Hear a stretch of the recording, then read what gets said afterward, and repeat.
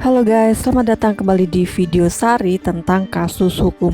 Kali ini Sari akan memberikan informasi kepada kalian tentang nasib hukum si pemberi keterangan palsu. Simak pembahasannya sampai dengan selesai ya. Tujuannya agar kalian tidak melakukan tindakan yang sama sebagaimana yang Sari contohkan dalam video ini. Dan jangan lupa klik like dan subscribe agar channel ini lebih berkembang lagi dan memberikan manfaat untuk kalian. Oke guys, agar kalian tidak bosan, Sari akan membawa kalian seperti biasa berolahraga pagi di sekitar Bandara Adi Sumarmo, menikmati pemandangan pagi sambil belajar hukum. Oke, kita langsung ke permasalahannya ya. Jadi seperti biasa pada pagi yang cerah, pada saat Sari sedang berolahraga pagi, Sari bertemu dengan teman Sari bernama Odi. Dia bercerita kepada Sari bahwasanya dia dipanggil oleh aparat yang berwenang untuk dimintai keterangan terkait peristiwa pidana yang menimpanya. Kemudian Sari bertanya, emang peristiwa apa yang terjadi dan telah menimpa Odi? Sari masih bingung dan membutuhkan banyak informasi dari Odi. Kemudian Odi menceritakan permasalahannya secara jujur kepada Sari bahwasanya Odi telah melaporkan peristiwa pidana kepada aparat yang berwenang, akan tetapi peristiwa tersebut hanya rekayasa ceritanya saja. Sari semakin bingung, lah kok bisa melaporkan peristiwa pidana akan tetapi peristiwa tersebut hanyalah rekayasa belaka. Mungkin di antara kalian pasti masih bingung ya, ini maksudnya apa? Oke, akan Sari ceritakan. Jadi Odi bercerita kepada Sari. Awal mula ceritanya berawal dari adanya hubungan hutang piutang antara Odi dan Gar pada waktu yang sudah tidak diingat lagi oleh Odi. Odi membeli tanah milik Gar sebesar 500 juta dan baru dibayar 100 juta dan masih ada kekurangan 400 juta rupiah yang harus dibayarkan kepada Gar. Lalu kemudian Odi berinisiatif untuk menjual lagi rumah tersebut kepada Ling dengan harga 600 juta rupiah, dan Ling sudah membayarkan tanda jadi beli rumah dengan membayar uang sebesar 500 juta. Akan tetapi uang tersebut tidak segera diberikan kepada Gar, akan tetapi telah digunakan oleh Odi untuk memenuhi kebutuhan hidup sehari-harinya. Nah, dari tindakan yang telah dilakukan Odi ini memberikan konsekuensi. Odi ditagih oleh Gar atas kekurangan pembayaran tanah sebesar 400 juta rupiah dan dikejar oleh Ling untuk menandatangani akta jual beli. Kemudian karena Odi sudah terpojok, tidak ada jalan keluar, Odi berusaha untuk mengulur waktu agar tidak dikejar-kejar untuk menyelesaikan kewajibannya. Nah, begitu guys kurang lebih kronologis ceritanya. Lalu kemudian Odi melanjutkan ceritanya, di mana Odi mempunyai niat untuk merekayasa peristiwa pidana dengan tujuan agar Odi mendapatkan keringanan waktu dalam melunasi uang pembelian tanah karena telah tertimpa bencana. Adapun rekayasa dan laporan palsu itu dibuat seolah-olah Odi telah menjadi korban penjambretan sehingga Odi mengalami kerugian sebesar kurang lebihnya 400 juta rupiah. Nah, untuk detail rekayasa ceritanya tidak Sari ceritakan ya guys, akan tetapi intinya Odi dalam rekayasa peristiwa tersebut tidak ada alat bukti pendukung yang kuat, termasuk juga saksi-saksi di lingkungan sekitar penjambretan tersebut. Sehingga tidak ada yang bisa memberikan keterangan mengenai peristiwa tersebut, sehingga karena tidak ada alat bukti, laporan yang dibuat Odi tersebut menjadi janggal dan ketahuan bohongnya. Nah, begitu guys cerita dari Odi.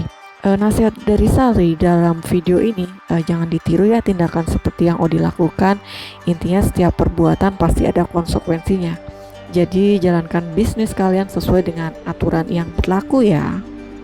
Lalu setelah Odi selesai menceritakan masalahnya, kemudian dia bertanya kepada Sari, apakah dia bisa terkena sanksi pidana. Kemudian Sari menjawab, kemungkinan bisa Odi, dikarenakan sebagaimana diatur dalam pasal 220 KUHP, isinya berbunyi, barang siapa memberitahukan atau mengadukan bahwa telah dilakukan suatu perbuatan pidana padahal mengetahui bahwa itu tidak dilakukan, diancam dengan pidana penjara paling lama 1 tahun 4 bulan.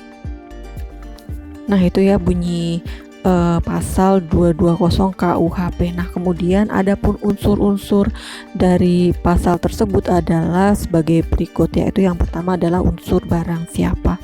Kemudian yang kedua adalah unsur memberitahukan atau mengadukan bahwa telah dilakukan suatu perbuatan pidana, padahal mengetahui bahwa itu tidak dilakukan. Oke, setelah dasar hukum atas perbuatan Odi tersebut Sari sebutkan, kemudian unsur dari pasal tersebut juga sudah Sari informasikan. Selanjutnya seperti biasa adalah penjelasan dari unsur-unsur tindakan Odi tersebut. Yang pertama adalah unsur barang siapa, bahwa sebagaimana contoh dalam kasus ini, bahwa pelaku pelaporan palsu tersebut adalah jelas Odi pelakunya, dan Odi juga telah mengakuinya bahwa dia telah merekayasa suatu peristiwa pidana. Seperti itu guys. Nah untuk unsur yang kedua selanjutnya yaitu adalah unsur memberitahukan atau mengadukan bahwa telah dilakukan suatu perbuatan pidana padahal mengetahui bahwa itu tidak dilakukan. Nah pada unsur ini berdasarkan fakta bahwa benar Odi mempunyai niatan untuk merekayasa dan membuat laporan palsu seolah-olah Odi menjadi korban penjambretan dengan tujuan agar Odi mendapat kelonggaran waktu dalam melunasi uang pembelian tanah kepada Gar dan kewajibannya kepada Ling. Kemudian yang kedua bahwa benar pada saat merekayasa peristiwa tersebut Odi merobek dompetnya kemudian dibuang di tempat sampah pinggir jalan dengan tujuan bahwa dirinya seolah-olah adalah korban yang telah dicopet dompetnya. Kemudian bahwa benar Odi telah melaporkan peristiwa pidana kepada aparat yang berwenang atas rekayasa peristiwa yang seolah-olah menimpa dirinya, bahwa dirinya adalah sebagai korban. Kemudian yang selanjutnya bahwa benar peristiwa penjambretan di mana Odi sebagai korban penjambretan tersebut tidak pernah terjadi. Nah dari fakta-fakta hukum, alat bukti, dan juga saksi, maka bisa dikatakan pasal 220 KUHP ini telah terpenuhi ya. Lalu setelah Sari menjelaskan pembahasan hukum tersebut kepada Odi, kemudian Odi bertanya kepada Sari, apa alat buktinya Sari? Karena Odi merasa dia tidak meninggalkan alat bukti apapun dalam melakukan rekayasa peristiwa laporan palsu tersebut. Nah sambil tersenyum Sari menjawab pertanyaan kepada Odi, bahwasanya bukti tersebut ada di surat tanda terima laporan, juga surat laporan Odi kepada aparat yang berwenang. Itulah yang menjadi dasar alat bukti atas laporan palsu yang direkayasa oleh Odi. Kemudian juga saksi-saksi masyarakat sekitar lokasi penjambretan juga tidak ada yang menyaksikan bahwasanya Odi adalah korban. Seperti itu guys. Lalu Odi kembali bertanya kepada Sari, sekarang apa solusinya Sari? Sari menjawab, intinya hadapi masalah hukum dengan kooperatif. Setiap tindakan yang dilakukan pasti ada konsekuensinya ya, jadi hadapi aja sesuai dengan fakta-fakta yang terjadi sebenarnya, tentunya dengan menggunakan alat bukti untuk mendukungnya. Nah begitu guys contoh kasus hukum, jangan ditiru ya karena akan ada konsekuensi hukumnya. Dan akhirnya jangan lupa klik like dan subscribe agar channel ini lebih berkembang lagi dan memberikan manfaat untuk kalian. Sampai jumpa lagi di kasus hukum selanjutnya. See ya.